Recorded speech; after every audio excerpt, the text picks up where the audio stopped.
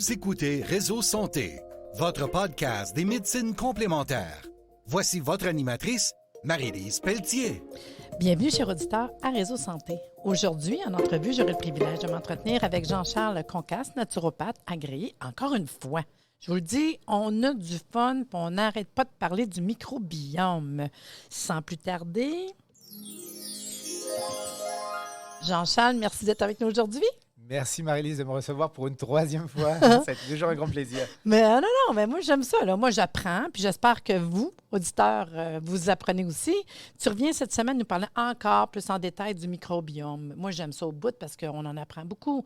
Tu as fait mention la semaine passée des études cliniques. On a parlé d'énergie, d'Alzheimer, de fertilité. Mais moi, là, j'ai arrêté sur fertilité. Donc, dans le fond, je pense à mes clients, je pense à mes amis, à mes enfants, mes petits-enfants, 8e petit-enfant, gars qui s'en vient, 8 gars, prochainement. Puis, il y en a d'autres qui vont venir par la suite. Par contre, comment c'est important de se préparer? Oui, la fertilité, on a parlé de toutes plein de choses, mais le microbiome, nos petites bactéries, un coup, tu as le bébé, pour ça que ça vaut la peine de le préparer. Le bébé, lui, que ça a l'air, son microbiome, on peut parler de ça? Oui, avec grand plaisir, mais je veux juste te faire remarquer encore une fois les mots, leur importance. On parle de fertilité. Oui. Fertile. Qu'est-ce qui est fertile? C'est un La terreau fertile. Donc, il n'y a pas de fertilité sans terreau fertile. C'est cute, oui. Donc, encore une fois, cet élément-là est majeur à ce niveau-là. Donc, justement, comme j'avais évoqué dans l'émission précédente, on voit au niveau de la fertilité une amélioration de la fertilité chez l'homme et chez la femme. Oui, les deux. Justement, ce qu'on savait depuis plus de 3000 ans dans la médecine ayurvédique, mais maintenant qu'on est capable de redécouvrir de manière scientifique. Mm-hmm. Donc, intéressant à ce niveau-là. Donc oui, les femmes et les hommes qui veulent un enfant, je leur conseillerais d'utiliser de l'acide humique et de l'acide fulvique pour travailler justement leur fertilité. Donc ça, c'est intéressant. Puis même, je te fais une parenthèse, Oui. quand même, qui n'ont pas nécessairement de problème de fertilité, on le conseillerait à l'homme et la femme. Quand ils commencent à penser, conception, comme qu'on parlerait de l'acide folique ou d'autres choses, moi, je me dis, oui, go, hein? On irait travailler à ce niveau-là parce qu'on pourrait juste augmenter plein de choses. Donc, on va parler pour les bébés. Oui, et puis autre chose qu'on ne pense pas, mais souvent, par exemple, on parle de cette idée-là que les femmes qui ont eu des enfants sont moins à risque de certains cancers. Pourquoi? Ça, c'est la question pourquoi. Allez, je sens que tu vas me répondre. La question pourquoi, c'est que leur bagage toxémique est beaucoup plus faible. C'est-à-dire que leur accumulation de toxines, elles en ont fait cadeau au suivant. Donc, souvent, ce qu'on recommande, c'est de justement éviter cette charge toxémique avant la conception. C'est-à-dire que modifier son mode de vie qui justement... Se préparer à faire un beau bébé. Exactement. Et ça, c'est intéressant aussi, encore une fois, l'acide humique et l'acide fulvique, parce que les études ont montré comment on est capable d'évacuer certains métaux lourds, certains polluants, qui sont des perturbateurs endocriniens, etc. Et c'est peut-être en partie pour ça qu'on joue sur la fertilité. On a vu dans cette étude la dernière fois que ça augmente certains facteurs au niveau hormonal, mais ça fait du nettoyage aussi, c'est-à-dire le pus ou certaines sont nettoyés littéralement. Donc, ce travail de fond de nutrition et de nettoyage, ça, c'est important de le faire avant, je dirais, en période préconception. Bon, alors, si ce travail est fait, si c'est le cas, madame est enceinte, c'est fantastique. Donc là, au moment de l'accouchement, ça se passe, la meilleure des choses, je dirais, c'est l'accouchement par voie naturelle. Ça, ce serait l'idéal, oui. Et puis, il y a le deuxième choix, par césarienne. Alors, en quoi ça a un effet justement en partie sur le futur de l'enfant? C'est-à-dire que le fait d'accoucher par voie césarienne, c'est que l'enfant ne passe pas par les voies naturelles, donc n'est pas soumis au microbiote vaginal. Ça, c'est en fait les premières bactéries qui vont créer en fait le système immunitaire de l'enfant. Parce que l'enfant naît avec une flore intestinale complètement zéro, là, hein? Exactement. Il n'y en a pas, là. Fait que là, son premier contact dans la vie, ça va être l'accouchement vaginal où la maman, avec toutes les bactéries qui sont là, va commencer à donner ces bonnes bactéries. Si bonnes bactéries il y a, parce qu'elle va donner les bonnes, les pas bonnes aussi, là. Exactement. D'où l'intérêt de cultiver ces bonnes bactéries avec un terreau fertile qui permet un bon développement harmonisé des bactéries qui vont nous servir et limiter celles qui nous desservent. Donc là, l'enfant va commencer à faire son microbiome à lui. En partant de là. Exactement. Mais là, césarienne, ouais. Ben, c'est que justement, il ne passe pas par le canal vaginal, donc il n'est pas soumis à ces bactéries-là. Donc, son système commence de manière hypothéquée. Donc, maintenant, c'était au Brésil. Ce qui est intéressant de comprendre, c'est qu'au Brésil, c'était 80% des femmes qui choisissent d'accoucher par césarienne pour des histoires de facilité, en fait. Donc, le problème, c'est qu'il y a eu certains docteurs, j'ai perdu son nom, mais qui avaient justement réfléchi à ça. Puis après toutes les études, s'est dit, justement, on va récupérer un peu de glaire vaginale et en enduire l'enfant. Et on voit que ça limite, en tout cas, ça améliore le processus pour les femmes qui accouchent par césarienne. Donc ça, maintenant, dans certains hôpitaux, c'est de plus en plus utilisé. Moi, je le dis à mes clientes, si jamais ça finit par césarienne, parce qu'on n'est pas là la journée que ça arrive, j'ai suivi quand même beaucoup de femmes par rapport à la grossesse, l'accouchement. Puis c'est ce que je disais. Même, tu sais, quand on dit vaginal, on ne pense pas se rentrer la main, excusez-moi les auditeurs, mais c'est juste pour avoir contact avec les bactéries. C'est quelque chose qu'on ne voit même pas de toute façon. Puis vous prenez votre enfant. Puis maintenant, ce qu'on discutait tantôt hors ligne, on se disait justement que maintenant, ils font même peau à peau. Puis juste d'être peau à peau, déjà, les bactéries, tu en as parlé de l'autre émission par rapport à la peau, il y a quelque chose à la peau, là, c'est pas inerte, là. Puis c'est ça, tranquillement, qui fait toutes les dans le fond, la flore intestinale de l'enfant au fur et à mesure. Puis c'est pas fini. Tu te dis les mains dentaires, les ci, les ça. Puis tranquillement que ça se fait, là, ça flore. Exactement. Et puis elle se répercute en fait toute la vie. Donc c'est ce chaînon qui se passe, d'où on part, c'est-à-dire d'où la mère part avec sa richesse de sa flore intestinale, est-ce qu'elle a travaillé au niveau nutritionnel, etc. Et ça va. La base, c'est de faire un bon traitement. Oui. Se préparer à avoir un bébé. Éviter de transmettre ces toxines au suivant. Bon, fait que déjà, on a ça. On a le bébé, on a accouché, on espère un accouchement vaginal. Yeah! Un bébé peau à peau. Puis après ça, est-ce qu'on l'allaite ou on ne l'allaite pas? Ça peut-tu jouer sur la flore? Alors, on l'allaite. Si on regarde, l'humain est un animal et tous les animaux vont allaiter naturellement leurs enfants. D'accord? Nous, on a trouvé un succédané, c'est-à-dire un substitut à l'allaitement maternel qui peut être les préparations. Ouais. Alors, ça peut avoir son utilité pour les femmes qui ne peuvent pas allaiter, sauf que c'est un substrat très pauvre par rapport au lait maternel. Parce qu'il n'y a rien qui est comparable au lait maternel. Exactement. La richesse, parce qu'il n'y a rien de mieux que le lait de la mère pour l'enfant. Mm-hmm. D'accord? C'est physiologiquement, on peut pas, il n'y a pas mieux. Et maintenant, les études commencent à montrer aussi, donc l'OMS recommande l'allaitement pour toutes les mères. Ça fait longtemps en plus. Depuis très longtemps. Et maintenant, on est capable de voir qu'il y aurait plus de 700 bactéries dans le lait maternel. Aïe. Donc, ça veut dire que, encore une fois, on modifie et on crée. C'est comme un tableau en perpétuelle création qui s'arrête jamais, un peu comme la Sagrada Familia. Donc, c'est quelque chose qu'on retouche, qu'on retouche, etc. et qu'on enrichit au fur et à mesure ou qu'on appauvrit au fur et à mesure. Et donc, toutes ces étapes-là, cette richesse du lait maternel va faire en sorte que l'enfant va développer son système digestif et donc sa cognition, parce qu'encore une fois, tout est lié, sa sérotonine produite dans l'intestin va jouer sur son développement cognitif, etc., etc.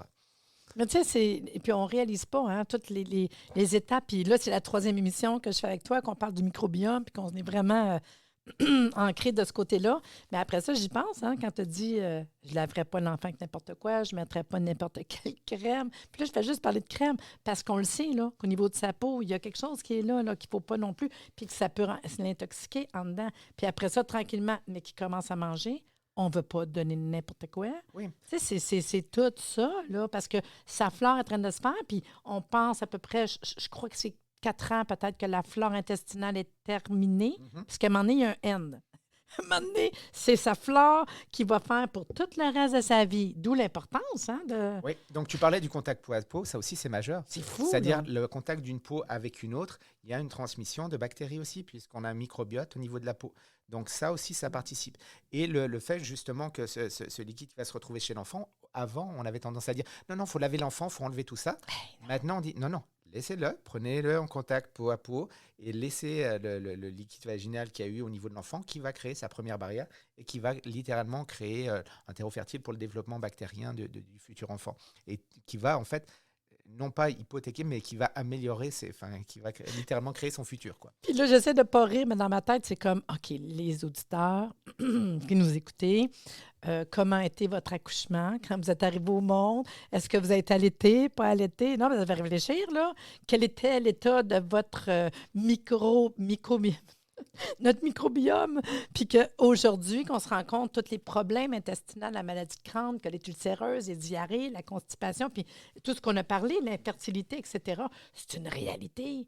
Donc, tu as ton microbiome qui est comme ça, puis c'est la raison pour laquelle il faut l'entretenir, le nourrir, puis parce que c'est quoi l'état? Il faut le cultiver. Hein? C'est fou, faut là. Le cultiver. Donc, il faut avoir un terreau fertile. On a bien manger, etc., c'est sûr. Et ensuite, c'est ça, la nutrition qu'on apporte pour le développement. Et on parlait de la fibre aussi. On avait parlé il y a 2 émissions de la fibre. La fibre, c'est majeur parce que la fibre nourrit, en fait, les 57% au niveau cellulaire qui me constituent, c'est-à-dire les bactéries. C'est fou, pareil. C'est alors, fou, la fibre, si je prends un exemple au niveau de la fibre, c'est que c'est la seule nourriture quasiment de nos bonnes bactéries. Donc, en fait, maintenant, dans les produits transformés, il n'y a plus de fibre. Pourquoi? Parce que la fibre crée la satiété. D'accord? Donc, vous pouvez manger sans faim quand il n'y a pas de fibre. Donc, vous consommez plus. Donc, c'est intéressant au niveau agro-industriel. Comme 2 tranches de pain blanc, une sandwich versus 2 tranches de pain brun sur une sandwich. Pain blanc, ouais, disant des sandwichs, mais le pain brun, une sandwich, t'es rassasié. Hein? Exactement. C'est-à-dire C'est qu'un fou, pain là. complet, Ouais. 1 ou 2 tranches, vous allez être calé. Un pain baguette, on peut en manger 1, 2, 3 sans faim. Pourquoi? Parce que littéralement, qu'est-ce qui est envoyé au cerveau comme message? C'est je te donne du sucre. Oui, c'est ça. C'est tout, exactement du ça. sucre et de l'air. Ouais, ouais. Donc, le cerveau se dit, mais OK, c'est bien, du sucre, j'en ai besoin, mais j'ai besoin de plein d'autres choses. Et il pense que la personne est dans un monde naturel. C'est-à-dire que, en se disant, bah, continue de manger, peut-être tu vas trouver d'autres aliments qui vont m'apporter ce dont j'ai besoin. Sauf que ces aliments-là ont été créés spécialement pour ça. C'est-à-dire spécialement pour que vous n'ayez pas une faim étanchée. C'est-à-dire que vous pouvez manger sans faim. C'est triste, hein, mais c'est une réalité pareille. Plus on est conscient de ça, puis c'est pour ça que manger des bons aliments qui viennent de la bonne terre avec toutes ces composantes, une vraie carotte, ça peut changer tout. T'en manges pas 12, là. C'est pas des petites carottes qui ont été, tu sais, on réalise pas pareil. Hein? Je pense que c'est vraiment, c'est les prises de conscience, c'est de la conscience. Hein? Puis dans le fond, le microbiome de l'enfant va vieillir, puis c'est là qu'il va falloir l'entretenir dans sa vie, etc. Imagine, c'est fou, là. Exactement, ça se cultive. Ça se cultive un peu comme on cultive son jardin. C'est-à-dire, si on y met de l'attention, du cœur, du temps, qu'on le nourrit bien, il va se développer. Et on va avoir des plantes qui vont être intéressantes, nutritives, etc. Mais si on n'en prend pas soin, ben, ça devient désert. Puis une des choses qu'on voit beaucoup, justement, parce qu'on parle de les bactéries au niveau intestinal de l'enfant, comment que ça vient tranquillement se faire, combien d'enfants ont des coliques. Moi, ça m'est arrivé de référer, juste de prendre au moins des probiotiques. La personne, elle me dit, ah oui, il y en a pour les enfants, là, parce que juste ça, puis il dit, hey, toute la différence, puis il dort mieux. Le cerveau, les intestins, tu sais. Mais ça m'amène quand même à dire, bon, donc, on part dans la vie comme ça, fait qu'on espère de faire des enfants qui vont être mieux avec ce qu'on vous apprend aujourd'hui quand même. Puis, plus loin, on peut parler de la perméabilité intestinale, parce que là, on est dans les intestins, là. Oui, parce alors, que l'intestin, il peut être poreux. Exactement. Qu'est-ce qui nous amène à ça? Puis ce que ça va faire, les intestins, parce que ça assimile. Il y a plein de choses qui se passent à ce niveau-là. Exactement. Donc, le processus d'assimilation, déjà au niveau des intestins, on a le microbiote qui va participer justement à cette assimilation. Il va participer aussi à nous produire certaines hormones, dont la sérotonine, etc. Et éviter le risque d'inflammation. Donc, ce qui est intéressant de voir, c'est que lorsqu'on amène par exemple des probiotiques ou de l'acide humique et de l'acide fulvique, et si on peut avoir les deux, c'est encore mieux. Merveilleux. Donc, on va avoir un effet anti-inflammatoire. Un effet de blocage des voies de l'inflammation, comme on a vu précédemment sur certaines études. Donc, mais si on n'utilise pas ça, si on prend que des aliments transformés, si on ne prend pas de fibres qui nourrissent nos microbiotes, qu'est-ce qui se passe? On débalance ce qu'on appelait anciennement la flore intestinale, donc le microbiote.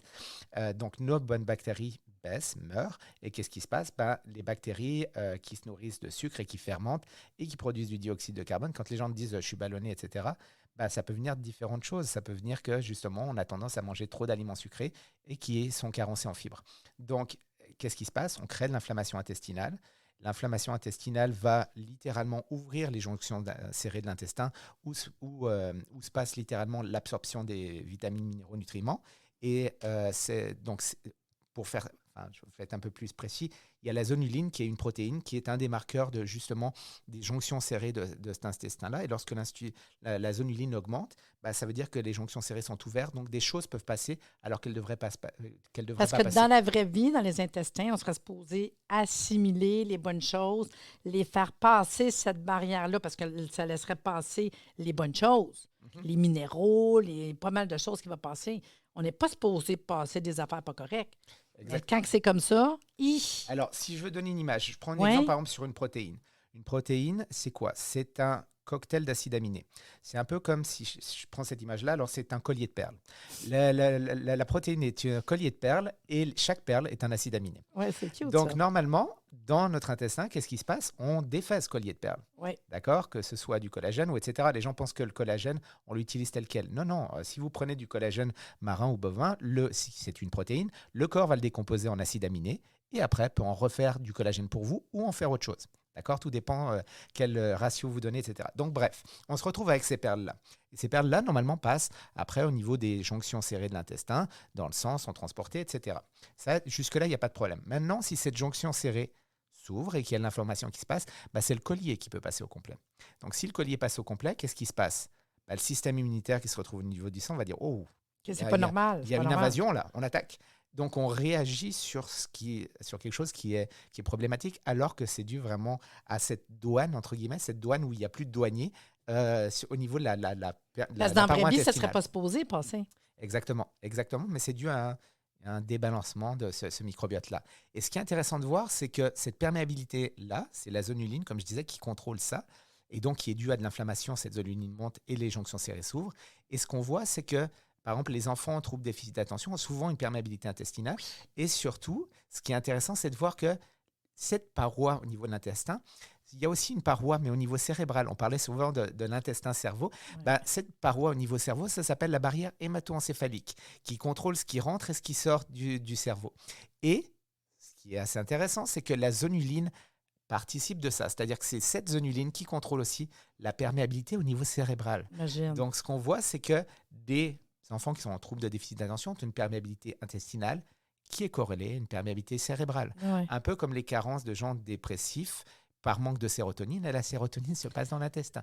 Donc bref, c'est intéressant de voir les analogies et tout ça. Tu m'as parlé d'études, mais j'ai lu beaucoup d'études là-dessus aussi, puis ce qui se rendait compte, c'était exactement ça. La plupart des parents qui ont consulté pour des enfants avec des troubles se sont aperçus que, dans les études, qu'une couple d'années avant, c'est des enfants qui avaient été pour des troubles intestinaux, mal de ventre, colite, problèmes digestifs. Fait qu'en partant, il y avait des problèmes digestifs. Ça va pas pire, mais là, ils s'aperçoivent qu'il y a des problèmes de mémoire, de concentration, d'hyperactivité. Quand tu regardes ça, là, ça se tient, là, ton intestin puis ton cerveau, tu sais. Encore une fois, c'est ça qui est intéressant, c'est de voir ce qu'on appelle la vision holistique des choses, c'est-à-dire voir le tout, que tout est lié. Et oui. C'est-à-dire qu'un débalancement quelque part, comme je dis aux gens, c'est que, et c'est ça, la beauté de la chose, c'est que si on change ce qu'on fait, on change ce qu'on devient. Mmh. De par notre intestin, mais par tout ce qu'on fait, ce qui nous arrive. C'est un peu comme si vous commencez à mettre dans un engrenage des choses négatives, vous allez avoir un cercle vicieux. Ouais. Mais la beauté de la chose, c'est que si vous faites l'inverse, vous allez créer un cercle vertueux. Ah, ça, c'est beau, ça. Les choses s'accumulent et viennent de manière positive. De mieux en mieux. Exactement. Donc, on change de direction. Parce que souvent, ce qui nous arrive, si je prends cette image-là, c'est que lorsqu'on fait des erreurs, c'est en général, les pathologies ne sont pas dues à une erreur, sont dues à un cocktail d'erreurs qui crée des facteurs promoteurs. Et ces erreurs-là, on les répète jour après jour après jour. Et au bout d'un moment, ça crée le problème. Un peu comme le diabète de type 2, c'est dû à ce qu'on fait. Oui. Donc, c'est un peu comme si on rentre dans un mur. Okay. Et comme disait Einstein, la folie, c'est de penser qu'on peut avoir des résultats différents en faisant pareil. Si on fait pareil, on va toujours rentrer dans le mur. Alors, soit on peut traiter le symptôme, donner un casque, ça fait moins mal quand on rentre dans le mur. Mais foncièrement, on n'a pas changé la direction qu'on prend. Non. Pour changer la direction qu'on prend, il faut changer ce qu'on fait. Mm-hmm. Et en changeant ce qu'on fait, on change ce qu'on devient. Donc, c'est littéralement dans tout ce qu'on fait dans la vie, on le voit au niveau professionnel, personnel, familial, etc. Et ça se passe, la même chose se passe au niveau digestif une étape à la fois. Et cognitif. Oui. Puis tu sais, ça n'a pas besoin de tout. Moi, ça m'est arrivé de voir que du monde, OK, puis après ça, il ne tenait pas, là. Fait que, exemple, on parle de notre Vitalumique, là, que tu commences à prendre ton traitement Vitalumique tranquillement. En même temps, ton thérapeute peut dire, bien, commence à boire ton eau, qui est important. Tu sais, les changements, on parlait justement les fibres dans ton alimentation. Puis c'est pas jour 1, mais jour 2, jour 3, jour 4. Puis je peux te dire, normalement, toi, je ne sais pas dans ta consulte comment que ça fonctionne. Quand je commence à parler alimentation, puis tout, moi, je dis, donnez-moi 2 semaines. 2 semaines. Commencez à changer des choses 2 semaines. Il n'y en a pas qu'après 2 semaines, il n'y a pas de changement. Je ne sais pas que ça va être spectaculaire, mais des gens vont dire, hey, je dors mieux, j'ai moins mal. Non, 2 semaines. Ah, ça se peut-tu 2 semaines? Oui. Regarde bien, là, suis à la lettre. Puis après ça, on va continuer. Je vais te donner un peu, des fois, je dis 80-20, là, parce que des fois, si on est trop serré, ils n'aiment pas ça. Mais les résultats sont incroyables. Juste de penser à bien aller, tu sais. Exactement. Faire attention à ce que tu fais, ce que tu manges, puis réaliser, toi, si tu es plus en forme, c'est hot, là. C'est super le fun, là. Exactement. Et comme je dis à mes clients, c'est qu'en fait, vous avez le choix. Soit vous êtes patient, c'est-à-dire que vous faites preuve de patience et vous attendez qu'on vous donne la solution. Avec moi, vous allez être participant. C'est-à-dire que je vais vous guider sur le chemin à faire.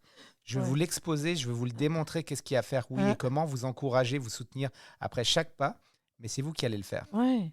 Donc, moi, je dis souvent, c'est une rééducation. Moi, c'est ce que je leur dis. Pensez pas qu'on donne une recette de même. Je te rééduque, je vais te donner des petits cours au fur et à mesure. Puis je trouve ça le fun parce qu'on est peut-être dans la même direction. Parce que j'aime ça, expliquer, dire pourquoi, pour qu'on comprenne. Comme ce qu'on fait dans l'émission, c'est la 3e émission qu'on fait sur le microbiome.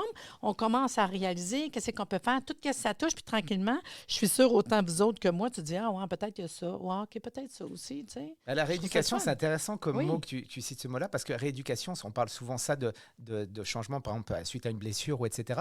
Mais rééducation, c'est le mot rééduquer à nouveau. Donc, c'est éduquer à nouveau, c'est-à-dire changer ce qu'on a appris, désapprendre pour réapprendre autre chose. Et en réapprenant autre chose, on fait différemment, donc on a des résultats différents. Comme je dis aux gens, il faut faire différemment pour avoir des résultats différents. Ouais. Si vous voulez faire pareil, je ne peux pas vous aider. Non. Puis tu sais, quand tu me parlais de la perméabilité intestinale, dans les symptômes que les gens, parce que là, on ne se rend pas compte, là, mais si tu as un problème comme ça, on veut le régler, on peut avoir des problèmes de selles molles, de diarrhée, de problèmes de concentration. Comme tu as dit, le taux inflammatoire. Parce que dans le fond, c'est comme si notre sang devient comme intoxiqué aussi. Ton sang, il est supposé te nourrir. C'est comme avoir un bon combustible pour le taux. C'est la même affaire. Là. On veut avoir du super sans plomb, nous autres. Là. Premium. Oui! Fait que c'est un peu ça. Puis il peut s'en suivre plein de problèmes de santé, dans le fond, là. Puis pour retrouver ça, l'alimentation, aller travailler avec l'acide humique, l'acide fulvique, puis nos algues marines qu'on va trouver, des bons probiotiques, des gens, on pourrait repartir un peu, puis rééduquer. Regardez comment on va, puis on pourrait changer un paquet de choses. Hein? Exactement. En changeant ce qu'on fait et ce avec quoi on se supplémente, on change beaucoup de choses. Puis on le savait parce qu'on l'a dit, mais je vais vous le répéter parce que je trouve ça intéressant de connaître le produit. C'est Vitalumique, puis on est dans un produit biologique, fermenté, vegan. En plus, compagnie québécoise à Sainte-Marthe-sur-le-Lac. Fait que on est vraiment content de ce côté-là. Y a-t-il une autre chose un petit peu plus que tu m'aurais parlé du produit? En fait, c'est vraiment ce côté de fermentation. Encore une fois, c'est réunir des éléments isolés qui ont chacun leur avantage.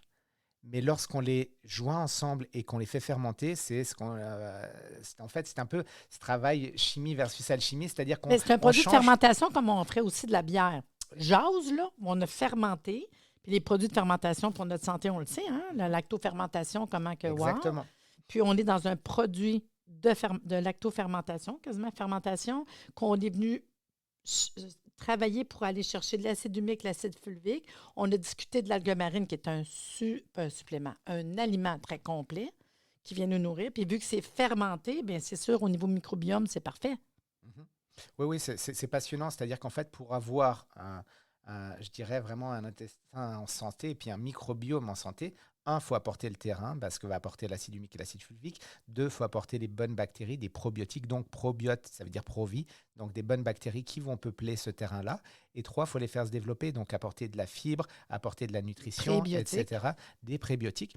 Et ces prébiotiques, donc justement fibres, etc., nutrition, qui vont nourrir ces bons probiotiques, qu'est-ce qu'ils vont produire? Ils vont produire ce qu'on appelle des postbiotiques. Des postbiotiques, c'est en fait les résultats des bonnes choses que produisent les probiotiques lorsqu'ils sont bien nourris.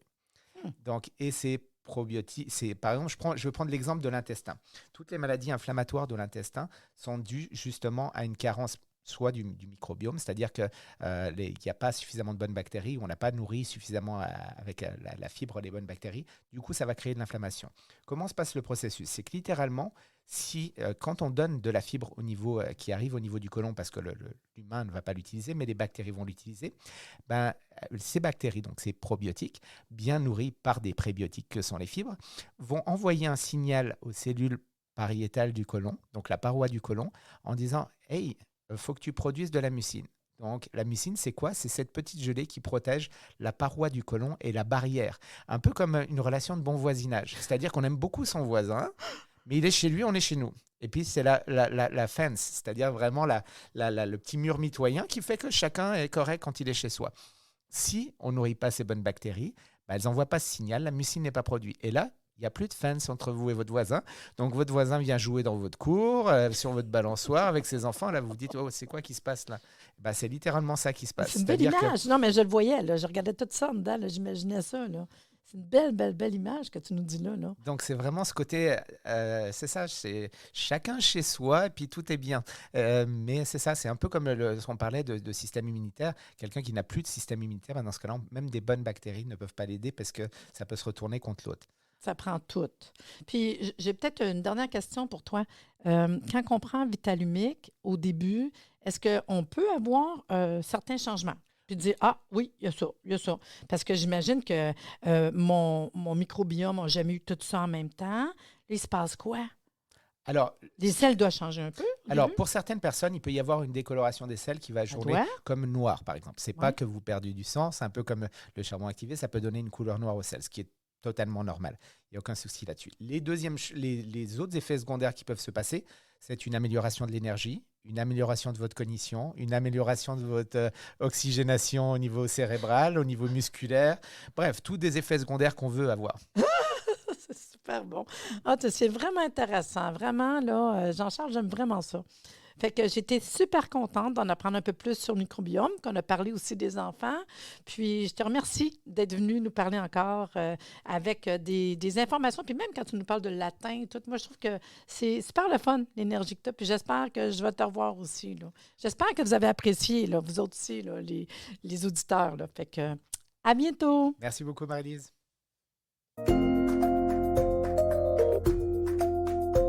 C'était super le fun. Suivez-nous sur Facebook, là. Merci de nous avoir écoutés. Soyez des nôtres tous les mardis à compter de 9h30 pour des entrevues avec un invité différent qui saura vous plaire. Si vous aimez le podcast, abonnez-vous pour être informé et partagez en grand nombre.